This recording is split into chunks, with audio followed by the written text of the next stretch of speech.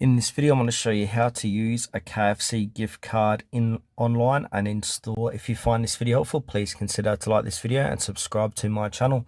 In saying that, let's just jump straight into the video. All right, so there's two ways you can use it, or there's a few different ways how you can use a gift card.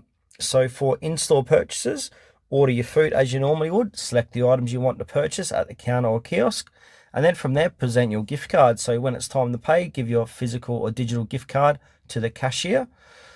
The cashier will either swipe the card or scan the QR code and then check the balance. So if your order exceeds the gift card balance, pay the difference using another payment card like your credit card, debit card, etc. For online orders, if KFC allows gift card use online in your region, so I'm in Australia, so they don't allow gift cards here as far as I'm aware, but other countries like the US do. So what you can do is visit the KFC website or app, go to the ordering section, select your item, so add food to your cart and proceed to your checkout. From there, look for the gift card option.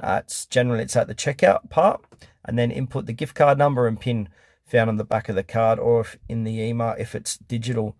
The gift card amount will be deducted from your total, and then pay the remaining balance, if there is a remaining balance, by using your debit or credit card.